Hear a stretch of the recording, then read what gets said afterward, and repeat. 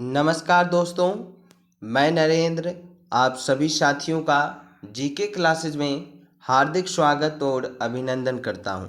साथियों, मैं आशा करता हूं कि आप और आपका परिवार स्वस्थ और सकुशल होंगे और आपकी तैयारी बहुत अच्छे तरीके से चल रही होगी। चलिए बात करते हैं आज की सेशन की। तो आज की सेशन में हम लोग वर्णमाला से संबंधित कुछ और महत्वपूर्ण प्रश्नों के बारे में बात करेंगे जो आपके प्रतियोगी परीक्षाओं के लिए बहुत ही महत्वपूर्ण है। और साथ ही अगर आप यूपी बीएड एंट्रेंस एग्जाम की तैयारी कर रहे हैं तो इस वीडियो को आप लोग ज़रूर देखिएगा, शुरू से लेकर अंत तक, यानी वीडियो को पूरा देखिएगा, क्योंकि इस वीडियो में हम लोग काफ़ी सारे महत्वपूर्ण प्रश्नों के बारे में बात करने वाले हैं। तो चलिए आज की इस क्लास की शुरुआत करते हैं। और उससे पहले जो भी साथी चैनल पर नए आते हैं सबसे पहले चैनल को सब्सक्राइब कर लें, बेल आइकन को प्रेस कर लें ताकि न्यू और लेटेस्ट अपडेट आपको समय के अनुसार मिलता रहे। इसके अलावा आप टेलीग्राम चैनल को ज्वाइन कर सकते हैं, इसका लिंक आपको वीडियो के डिस्क्रिप्शन बॉक्स में मिल जाएगा। क्लास अगर आपको पसंद आती है क्लास को लाइक कर दीजिए, अपने सभी दोस्तों में शेयर कर दीजिए और कमेंट बॉक्स में कमेंट करके ज़रूर बताइएगा कि क्लास आपको कैसा लगा। तो चलिए आज की इस क्लास की शुरुआत करते हैं। सभी लोग जल्दी से क्लास में जुड़ जाएं। तो दोस्तों आज की इस क्लास का जो पहला प्रश्न है वो है वर्णमाला कहते हैं। पहला प्रश्न कह रहा है कि वर्णमाला कहते हैं। ऑप्शन ए है शब्द समूह को, ऑप्शन बी है वर्णों के संकलन को, ऑप्शन सी है शब्द गणना को, ऑप्शन डी है वर्णों के व्यवस्थित क्रम को। तो इस प्रश्न का सही जवाब क्या होगा बताइए। वर्णमाला किसे कहते हैं? तो इस प्रश्न का सही जवाब जो होगा वो होगा ऑप्शन नंबर डी, वर्णों के व्यवस्थित समूह को वर्णमाला कहते हैं। वर्णमाला वर्णों के व्यवस्थित समूह को कहते हैं, है ना। वर्णों के क्रमबद्ध अव्यवस्थित रूप को ही वर्णमाला कहते हैं। ठीक है। हिंदी वर्णमाला का जो जनक है वो पाणिनि को माना जाता है। वर्णमाला के अंतर्गत या वर्णमाला के दो भाग होते हैं, एक होता है आपका स्वर, एक होता है आपका व्यंजन। ठीक है। और हिंदी में कुल वर्णों की संख्या 52 है। ठीक है, याद रहेगा आपको। चलिए बात करते हैं प्रश्न नंबर 2 की। प्रश्न नंबर 2 कहता है भाषा की सबसे छोटी इकाई है। ए शब्द, बी व्यंजन, सी स्वर, डी वर्ण। तो बताइए भाषा की सबसे छोटी इकाई क्या है? इसका सही जवाब हो जाएगा ऑप्शन नंबर डी वर्ण। भाषा की सबसे छोटी इकाई वर्ण है ना, जिसका अर्थ नहीं होता है। और भाषा की सबसे छोटी सार्थक इकाई शब्द होता है जिसका कोई निश्चित अर्थ होता है। तो आप लोग याद रखेंगे कि जब आपको वर्ण के उच्चरित रूप के बारे में पूछा जाए तो वर्ण के उच्चरित रूप को ध्वनि कहते हैं। ध्वनि अगोचर होता है, उसे हम देख नहीं सकते। और वर्ण के लिखित रूप को वर्ण कहते हैं जो कि गोचर होता है, जिसे हम देख सकते हैं। वर्ण को लिपि चिन्ह भी कहते हैं क्योंकि उसी के माध्यम से हम लोग भाषा को लिखते हैं। चलिए बात करते हैं प्रश्न नंबर 3 की। प्रश्न नंबर 3 कहता है कि निम्न में से कौन सा पक्ष स्वर है? पक्ष स्वर आपको बताना है। ए है आ, बी है ब, सी है ज, डी है ढ। तो बताइए इनमें से कौन सा स्वर पक्ष स्वर है, या इनमें से कौन सा वर्ण पक्ष स्वर है, बताइए। तो दोस्तों जीवा की उच्चारण की स्थिति के आधार पे स्वर के 3 भेद होते हैं। एक होता है आपका अग्र स्वर, एक होता है मध्य स्वर, एक होता है पक्ष स्वर। जीवा के उच्चारण की स्थिति के आधार पे स्वर 3 प्रकार के होते हैं। पश्च स्वर, दूसरा आपका होता है अग्र स्वर, और एक होता है आपका तीसरा जिसे हम कहते हैं मध्य स्वर। तो ये 3 प्रकार के स्वर होते हैं। इसमें आपको पक्ष स्वर के बारे में पूछा गया है। तो देखिए जीभ की जो स्थिति होती है वो 3 प्रकार से होती है। ये जीभ का अगला भाग है तो इसे अग्र स्वर कहा जाता है। यहाँ से जो भी स्वर उच्चारित होते हैं उसे अग्र स्वर कहते हैं। और ये जीभ का मध्य भाग है, तो यहाँ से जो स्वर उच्चारित होते हैं उसे मध्य स्वर कहते हैं। और ये जीभ का पक्ष भाग यानी पिछला भाग है, यहाँ से जो स्वर उच्चारित होते हैं उसे पक्ष स्वर कहते हैं। ठीक है, तो बताइए आप इसका सही जवाब क्या होगा। तो इसका सही जवाब हो जाएगा ऑप्शन नंबर ए, आ जो है ये आपका पक्ष स्वर है। देखिए, जब भी आपसे पूछे कि पक्ष स्वर कौन सा है, अग्र स्वर कौन सा है या मध्य स्वर कौन सा है, तो इसके लिए एक ट्रिक है। ट्रिक आप लोग याद रखेंगे और ये ट्रिक बहुत मज़ेदार ट्रिक है, तो इसे आप लोग याद रखेंगे। ट्रिक है कि आओ उल्लू, ट्रिक क्या है, आओ, ट्रिक है आओ उल्लू ऊपर, आओ उल्लू ऊपर पीछे पीछे, आओ उल्लू ऊपर पीछे पीछे, ऐ को छोड़ो, ऐ को छोड़ो बीचे बीचे, ऐ को छोड़ो बीचे बीचे, आओ उल्लू ऊपर पीछे पीछे, ऐ को छोड़ो बीचे बीचे, बाकी चलो आगे आगे, बाकी चलो आगे आगे। तो ट्रिक क्या है कि आओ उल्लू ऊपर पीछे पीछे, ए को छोड़ो बीचे बीचे। तो देखिए, यहाँ से मैं आपको समझा देता हूँ कि कैसे आप इसकी पहचान करेंगे। तो देखिए, आ, ऐ और आ, ऐ और आ और ऊ और बड़ा ऊ। देखिए, आओ उल्लू ऊपर पीछे पीछे, तो जो ऐ आ ऊ है ये चारों ही आपके पक्ष स्वर हैं। ये चारों क्या हैं, आपके पक्ष स्वर हैं। तो ऐ आ ऊ ये आपके पक्ष स्वर हैं। इसीलिए मैंने कहा कि आओ उल्लू ऊपर पीछे पीछे, पीछे पीछे यानी पक्ष स्वर है। ठीक है, ऐ को छोड़ो बीचे बीचे, ए आपका मध्य स्वर है, ए आपका मध्य स्वर है। बाकी चलो आगे आगे, तो इन स्वरों के अलावा जो बाकी स्वर बचते हैं, बाकी स्वर कौन कौन से बचे, बाकी बचा आपका ई, बड़ी ई और ए और ऐ, तो ये आपके हो गए अग्र स्वर, है ना। ई ए ऐ ये आपके अग्र स्वर है। इनका उच्चारण करते समय जीभ का अग्र भाग काम आता है। और ए आ ऊ इनका उच्चारण करते समय जीभ का पक्ष भाग काम आता है, इसलिए इसको पक्ष स्वर कहते हैं। और ए आपका मध्य स्वर होता है। तो आई होप आपको समझ में आ गया होगा। ठीक है, तो ये ट्रिक आप याद रखेंगे कि आओ उल्लू ऊपर पीछे पीछे, ए को छोड़ो बीचे बीचे, बाकी चलो आगे आगे। ठीक है, चलिए बात करते हैं प्रश्न नंबर 4 की। और प्रश्न नंबर 4 कहता है, निम्नलिखित में से कौन सा व्यंजन पार्श्विक है।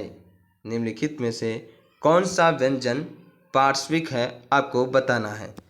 ए है श, बी है ल और सी है झ और डी है ये। तो बताइए इनमें से कौन सा व्यंजन पार्श्विक व्यंजन है। तो इसका सही जवाब हो जाएगा option number B, option number B ल। ल पार्श्विक व्यंजन है। पार्श्विक व्यंजन का मतलब है, आपने पढ़ा होगा कि प्रयत्न के आधार पे वर्णों का विभाजन, उसमें आपका अभ्यंतर प्रयत्न होता है और बाह्य प्रयत्न होता है। बाह्य प्रयत्न को भी दो भागों में विभाजित किया गया है, प्राण या वायु के आधार पे, और एक होता है घोष के आधार पर, है ना। तो जो आपका पार्श्विक व्यंजन है ये आपके प्रयत्न के आधार पे होता है। प्रयत्न के आधार पे लय जो है ये आपका पार्श्विक व्यंजन है। ठीक है, तो सही जवाब हो जाएगा ऑप्शन नंबर बी लय। लय आपका पार्श्विक व्यंजन है। और र आपका लुंठित व्यंजन है। लय क्या है, आपका लुंठित व्यंजन है। ठीक, चलिए बात करते हैं अगले प्रश्न की। अगला प्रश्न कह रहा है कि सा ध्वनि का उच्चारण स्थान है। ए मूर्धन्य, बी तालव्य, सी दंतव्य, डी औष्ठ्य। तो बताइए सा ध्वनि का उच्चारण स्थान क्या है? क्या होगा इस प्रश्न का सही जवाब? तो आपको मैंने सूत्र बताया था कि ईचुए सनाम तालु है। ईचुए सनाम तालु, सूत्र याद रख लीजिए आप लोग। ईचुए सनाम, ईचुए सनाम तालु, इस सूत्र के माध्यम से आप समझ सकते हैं। ई से हो गया आपका ई और बड़ी ई, चा से हो गया चाय वर्ग और या से हो गया ये, और सा से हो गया से। तो ई और चय वर्ग और ये और से का जो उच्चारण स्थान है वो तालु से होता है। तो इसका सही जवाब हो जाएगा ऑप्शन नंबर बी, तालव्य। स ध्वनि का उच्चारण स्थान तालव्य है। आया बात समझ में? स ध्वनि क्या, इसका उच्चारण क्या स्थान क्या है? तालव्य। अच्छा, स जो है ये किस प्रकार का व्यंजन है? तो स आपका उष्म व्यंजन है। वे व्यंजन जिनके उच्चारण में जीवा उच्चारण स्थान के इतने नज़दीक होती है कि उच्चरित होकर निकलने वाली वायु उच्चारण स्थान और जीवा के बीच से घर्षण करके निकलती है, इसलिए इससे ऊष्मा उत्पन्न होती है, इसलिए इसको उष्म व्यंजन कहते हैं। और इनकी संख्या 4 होती है, सा सा से है। तो सही जवाब हो जाएगा ऑप्शन नंबर बी। चलिए बात करते हैं प्रश्न नंबर 6 की। निम्नलिखित वर्णों में से कौन सा मूर्धन्य ध्वनियों का है? निम्नलिखित वर्णों में से कौन सा मूर्धन्य ध्वनियों का है? मूर्धन्य ध्वनियों का कौन सा है? ए है चा छा जा झा, बी है टा ठा डा ढा, सी है पा फा बा भा, और डी है ता था दा धा। तो बताइए इनमें से सही जवाब कौन सा होगा? मूर्धन्य ध्वनियों का कौन सा वर्ण है? तो मैंने आपको इसके लिए एक सूत्र बताया था। सूत्र है ऋटुर ऋटुर शनाम, ऋटुर शनाम मूर्धा। सूत्र क्या है? ऋटुर शनाम मूर्धा। री से हो गया री, टू से हो गया ट वर्ग, और रे से हो गया रे, और से हो गया शे। तो मैंने आपको बताया था कि ऋटु शनाम मूर्ध, री ट वर्ग रे और शे ये सभी आपके मूर्धन्य वर्ग के हैं, इनका उच्चारण स्थान मूर्धन्य है। तो इसमें से देखिए आप ट वर्ग कौन सा है, यानी ऑप्शन नंबर बी। तो सही जवाब क्या हो जाएगा? Option number B. Option number B is right answer. ट ठ ड ढ इनका उच्चारण स्थान जो है वो मूर्धन्य से होता है। ठीक है, आई होप आपको समझ में आया होगा। चलिए बात करते हैं प्रश्न नंबर 7 की। और प्रश्न नंबर 7 कहता है निम्नलिखित ध्वनियों में कौन सी दंतोष्ट्य है? दंतोष्ट्य मतलब जिसका उच्चारण स्थान दंत प्लस ओठ से होता है, उसे हम लोग दंतोष्ट्य ध्वनियाँ या दंतोष्ट्य व्यंजन कहते हैं। तो बताइए निम्नलिखित ध्वनियों में से कौन सी दंतोष्ट्य है? तो ए है थ, बी है फ, सी है मैं, और डी है व। तो आपको याद होगा मैंने आपको इसके लिए भी एक सूत्र बताया था। सूत्र है कि वकारो दंतोष्ट। सूत्र क्या है? वकारो दंतोष्ट, वकारो दंतोष्ट। ये सूत्र याद रखिए और सूत्र के हिसाब से आप समझ सकते हैं। तो वकारो दंतष्ट्य यानी वह आपका जो है ये दंतोष्ट्य का है। दंतोष्ट्य मतलब दांत प्लस ओठ, दांत प्लस ओठ से इसका उच्चारण होता है, इसलिए इसे हम दंतोष्ट्य व्यंजन कहते हैं। और इसका सही जवाब क्या हो जाएगा? ऑप्शन नंबर डी, वह आपका दंतोष्ट्य ध्वनि है। चलिए बात करते हैं प्रश्न नंबर 8 की। और प्रश्न नंबर 8 कहता है कि निम्नलिखित में से दंतेय ध्वनियाँ हैं। आपको दंतेय ध्वनियाँ बताना है कि जिसका उच्चारण स्थान दांत से होता है। ए है क, बी है छ, और सी है त, और डी है फ। क्या हो जाएगा इसका सही जवाब? इसका सही जवाब हो जाएगा ऑप्शन नंबर सी, तय। तय वर्ण जो है इसका उच्चारण स्थान दंते है, इसलिए इसको दंते ध्वनियाँ भी कहते हैं। अब आप कहेंगे कि इसका पता कैसे लगाएंगे? तो इसके लिए मैंने सूत्र बताया था ऋतुल सनाम दंतः, ऋतुल सनाम दंतः। लिरी से हो गया लिरी, और ता से हो गया तय वर्ग और लय और फिर आपका स। ठीक है, स में आपका छोटा स होगा। ठीक है, तो लिरि तुल सनाम दंत है, यानी लिरि तय वर्ग लय और स इनका उच्चारण स्थान दंत से होता है। ठीक है, चलिए बात करते हैं प्रश्न नंबर 9 की। प्रश्न नंबर 9 कहता है कि हिंदी की ब ध्वनि है। हिंदी की जो ब ध्वनि है ये क्या है? ए है कि दंत्य ध्वनि है, कि बी है ओष्ठ्य ध्वनि है, या सी है वत्सर्य ध्वनि है, या डी है तालव्य ध्वनि। तो बताइए हिंदी की ब ध्वनि कौन सी ध्वनि है? और इस प्रश्न का सही जवाब हो जाएगा ऑप्शन नंबर बी, ओष्ठ्य ध्वनि। ओष्ठ्य ध्वनि हिंदी जो है ये आपकी ओष्ठ्य ध्वनि है, क्योंकि ब का उच्चारण स्थान होठों से होता है। और इसके लिए जो सूत्र है वो है उप उपधमानी उपधमानी नाम ओष्ठ्य नाम ओष्ठ्य। इसका सूत्र क्या है? उपधमानी नाम ओष्ठ्य। उ से हो गया उ, पू से हो गया पै वर्ग, और उ से फिर आपका हो गया बड़ा उ, और उसके बाद में ध से हो गया आपका उपधमानी। उपधमानी जो होता है वो इस तरीके का होता है। ठीक है, तो उपधमानी हो गया, और पै से आपका पै वर्ग। तो छोटा उ, बड़ा उ और पै वर्ग इस सभी का उच्चारण स्थान ओठ से होता है। इसलिए आपको पता होगा कि आपका जो 25 स्पर्श व्यंजन है उसमें आपका पांचवा वर्ग जो है वो है पा फा बा भा मा, और इसमें आपका बै आता है। तो बै किस प्रकार की ध्वनि हो गई? ओष्ठ्य ध्वनि हो गई। ठीक है, चलिए बात करते हैं प्रश्न नंबर 10 की। प्रश्न नंबर 10 कहता है कि निम्नलिखित में से कौन सा स्वर संवृत है? ए है कि आ, बी है ओ औ, सी है ई और डी है ए, है ना। तो बताइए ए आ हो जाएगा, या बी औ, सी ई, या डी ए। तो कौन सा सही जवाब होगा? संवृत स्वर क्या होता है इसको समझिए पहले। संवृत का स्वर का मतलब होता है कि जिसमें मुख आधा ना खुले, बल्कि आप ये कह सकते हैं कि जिसमें मुख सबसे कम खुलता है, ऐसे ध्वनि को हम लोग संवृत ध्वनियाँ कहते हैं, जिसमें मुख क्या होता है? आधा खुलता है। और विव्रत का मतलब होता है कि जिसमें मुख सबसे बड़ा खुलता है ना। तो सबसे पहले आइए जानते हैं इस प्रश्न का सही जवाब क्या हो जाएगा। ऑप्शन नंबर सी, ई, छोटी ई।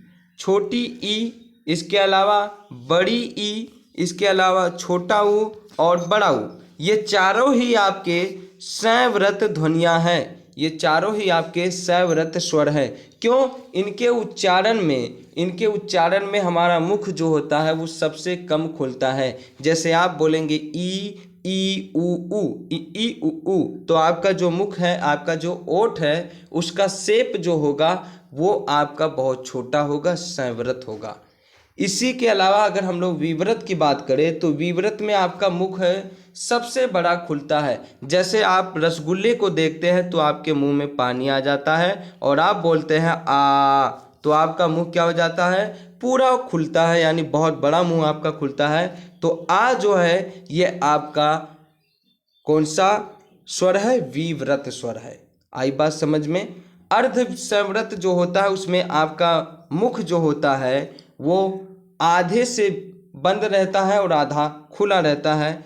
इसलिए जो आपका औ है, ओ है, और इसके अलावा ए, ये दोनों ही आपके अर्ध संवृत हैं। और अर्ध विव्रत में आपका मुख आधा खुला रहता है और बहुत ही कम आपका बंद रहता है। और इसमें जो होता है आपका वो आपका औ होता है, और ए होता है, और ए होता है। ये तीनों ही आपके आते हैं। चलिए बात करते हैं अगले प्रश्न की।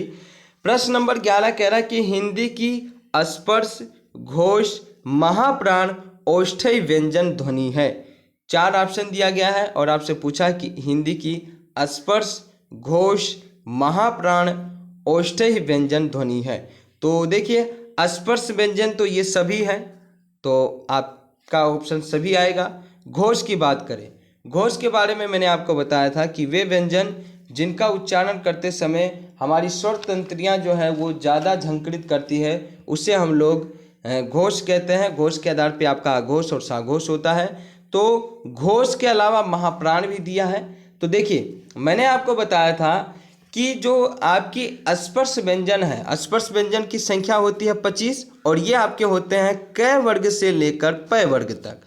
तो क वर्ग से लेकर प वर्ग तक ये आपके 25 स्पर्श व्यंजन हैं और इनको अगर आप घोष, महाप्राण, अल्प प्राण के विभाजन करेंगे तो मैंने आपको बताया था कि जो प्रत्येक वर्ग का पहला दूसरा वर्ण होता है, प्रत्येक वर्ग का पहला दूसरा वर्ण आपका क्या होता है, ये होता है आपका अघोष होता है। ठीक है, प्रत्येक वर्ग का पहला दूसरा वर्ण आपका अघोष होता है और इसके अलावा आपका जो तीसरा चौथा पांचवा वर्ण होता है ये साघोष होता है।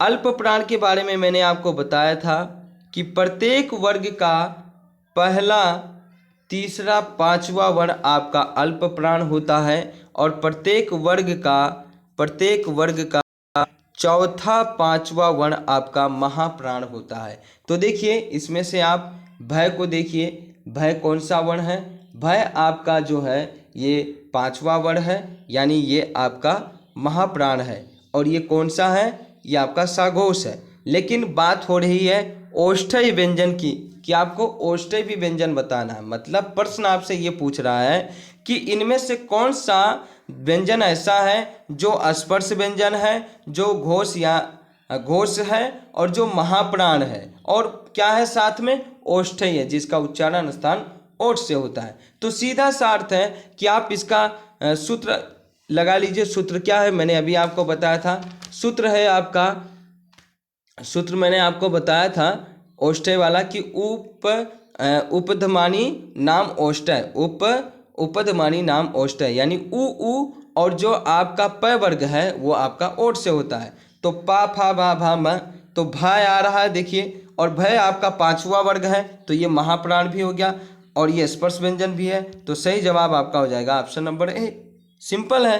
देखिए आप सबसे पहले आप स्पर्श की बात करें तो चारों ही ध्वनियाँ आपकी स्पर्श है, चारों ही व्यंजन स्पर्श है। महाप्राण की बात करें तो दूसरा आपका जो महाप्राण है ये प्रत्येक वर्ग का चौथा पांचवा वर्ग होता है, तो भय आपका पांचवा वर्ग है। दय की बात करें तो दय आपका तीसरा है ना। इसी प्रकार थ की बात करें तो थ आपका चौथा है, और है की बात करें तो है भी आपका महाप्राण है। लेकिन यहाँ पे ओष्ठ्य व्यंजन की बात हुआ तो ओष्ठ्य केवल आपका भय, तो सही जवाब हो जाएगा ए। चलिए बात करते हैं प्रश्न नंबर 12 की। हिंदी की स्पर्श, घोष, महाप्राण, दंत्य व्यंजन ध्वनि है। अब देखिए सब कुछ वैसा ही करना है आपको, बस आपको यहाँ पे दंत्य व्यंजन दे दिया है। प्रश्न वही है, आपसे पूछा गया है कि इनमें से कौन सा स्पर्श व्यंजन घोष है, महाप्राण है और उसका उच्चारण स्थान दंत्य अर्थात दंत्य व्यंजन है। तो देखिए सिंपल है, कुछ करना नहीं आपको, चारों ही स्पर्श हैं। घोष के बारे में बात करें तो चारों ही क्या होंगे, घोष होंगे। लेकिन महाप्राण है तो महाप्राण के बारे में हम बात करें तो देखिए आपका जो है ये आपका शुद्ध काकल्य ध्वनि है, ठीक है। लेकिन आपको बताना है तय वर्ग से, क्यों, क्योंकि दंत्य व्यंजन का जो मैंने आपको सूत्र बताया था वो था आपका कि लिरि तुल्य सनाम दंत्य, लिरि तय वर्ग लय और सय ये आपके दंत्य व्यंजन हैं। तो दंत्य व्यंजन में आप देखिए दा जो है ता था दा धा न, ता था दा धा न, तो दय आपका क्या है, दय आपका अल्प प्राण है, ठीक है। दय आपका अल्प प्राण है क्योंकि प्रत्येक वर्ग का पहला तीसरा पांचवा अल्प प्राण होता है और प्रत्येक वर्ग का पहला तीसरा पांचवा अल्प प्राण होता है और दूसरा चौथा जो होता है ये आपका महाप्राण होता है। आई बात समझ में, सबको समझ में आ रहा? तो इस प्रश्न का सही जवाब हो जाएगा ऑप्शन नंबर सी था। आपका क्या है, था आपका जो है ये घोष है, महाप्राण है और दंत्य व्यंजन है। क्योंकि देखिए मैंने आपको बताया था कि प्रत्येक वर्ग का पहला तीसरा पांचवा अल्प प्राण और दूसरा चौथा जो होगा ये आपका महाप्राण होगा। तो ता था, दा, धा और न। तो देखिए ये आपका दूसरा है और यही आपका सही जवाब है, ये चौथा है। ठीक, चलिए बात करते हैं प्रश्न नंबर 13 की। कौन सी ध्वनि अल्प प्राण है? इनमें से कौन सी ध्वनि अल्प प्राण है? तो प्रत्येक वर्ग का पहला, तीसरा, पांचवा अल्प प्राण, चौथा और दूसरा चौथा महाप्राण। तो इसमें से बताइए पहला, तीसरा, पांचवा कौन सा होगा? देखिए का, खा, तो ये तो हो नहीं सकता। ठीक, आगे बढ़िए। ध किस में आता है? ध आपका किस में आएगा? ता, था, ता, दा, है ना, ता, था, दा, धा, ना। तो बताइए ये आपका कौन सा वर्ग है? ये आपका चौथा है, तो ये भी नहीं हो सकता क्योंकि अल्प प्राण के बारे में पूछ रहा है। था भी आपका नहीं हो सकता, सही जवाब हो जाएगा तय। तो option number D is right answer. तय आपका पहला वर्ग है, तो ये आपका अल्प प्राण होगा। चलिए बात करते हैं क्वेश्चन नंबर 14 की। क्वेश्चन नंबर 14 कह रहा है कि हिंदी की तालव्य ध्वनियां हैं, इनमें से कौन सी ध्वनि ऐसी है जो तालव्य ध्वनियां हैं? ए है चा, छा, जा, जा, झा, बी है पा, फा, बा, भा, सी है ता, था, दा, धान और डी है टा, ठा, डा, ढ। तो तालव्य ध्वनियां, तालु से जिसका उच्चारण होता है, और इसके लिए मैंने आपको सूत्र बताया था, ई चुए सनाम तालु, ई चुए सनाम तालु, यानी ई छोटी ई, बड़ी ई और च वर्ग के अलावा आपका ये और से, ये सभी आपकी तालु होते हैं। च वर्ग, छोटी ई, बड़ी ई, ये और से, ये इनका उच्चारण स्थान तालव्य से होता है। तो सही जवाब हो जाएगा ऑप्शन नंबर ए, च वर्ग आपका तालव्य ध्वनियां है। बात करें प्रश्न नंबर 15 की। निम्नलिखित में से औष्ठ्य ध्वनियां कौन सी है? इनमें से औष्ठ्य ध्वनियां कौन सी है, यानी जिसका उच्चारण स्थान ओठ से होता है? और मैंने इसके लिए आपको सूत्र बताया था, उपद उपदमानी नाम औष्ठ्य, उपदमानी नाम औष्ठ्य, यानी छोटा ऊ, बड़ा ऊ और इसके अलावा आपका पय वर्ग और जो उपदमानी होते हैं ये सभी आपके औष्ठ्य से होते हैं। तो पय में यानी ऑप्शन नंबर 20, ओहो सॉरी ये आपका एक गलत हो गया, ऑप्शन नंबर 20 राइट आंसर होगा क्योंकि पय वर्ग जो होता है ये आपका औष्ठ्य ध्वनि, ओहो sorry sorry sorry sorry sorry. प्रश्न क्या है समझिए। प्रश्न आपसे पूछा है कि निम्नलिखित में से औष्ठ्य ध्वनियां नहीं हैं। तो पै आपका औष्ठ्य ध्वनि है, पा, फा, है ना, पा, फा, बा, भा, मा, ये तीनों ही आपके इसमें हैं औष्ठ्य ध्वनियां। लेकिन आपसे पूछा है कि नहीं है, तो आपका option number A is right answer. तो सही जवाब हो जाएगा। ठीक है, option A is right answer. आपसे पूछा कि औष्ठ्य ध्वनियां नहीं है, तो च आपका औष्ठ्य थोड़ी है, च तो आपका तालव्य है। क्यों? ई चुए सनाम तालु। ठीक, चलिए बात करते हैं प्रश्न नंबर 16 की। ओ औ किस प्रकार के वर्ण हैं? ओ औ किस प्रकार के वर्ण हैं बताइए, जल्दी से आप लोग बताइए। ए है तालव्य, बी है मूर्धन्य, सी है दंतोष्ट्य और डी है कंठोष्ट्य। सही जवाब हो जाएगा ऑप्शन नंबर डी, कंठोष्ट्य। ओ औ जो है ये कंठोष्ट्य व्यंजन है क्योंकि इनका उच्चारण स्थान जो है वो कंठ तथा ओठ से होता है।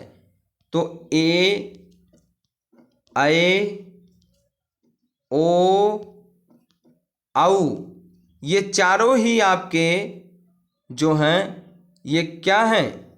इनमें से आपका जो ए, ऐ है ये तो आपके कंठ तालव्य से हैं और ओ औ जो है ये आपका कंठोष्ट्य है। तो ये दोनों आपके कंठोष्ट्य से हैं। तो option number D is right answer. चलिए बात करते हैं प्रश्न नंबर 17 की। निम्नलिखित में से कंठीय ध्वनियाँ कौन सी है? कंठीय ध्वनियाँ आपसे पूछा है। ए है कैख है, बी है यार, सी है चा, ज और डी है टण। तो मैंने आपको बताया था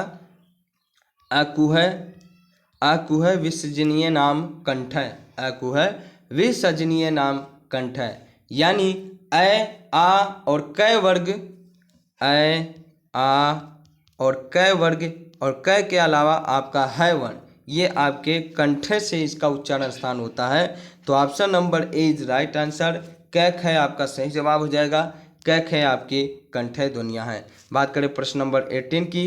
किस शब्द में री स्वर नहीं है? इनमें से किस शब्द में री स्वर नहीं है ये आपको बताना है।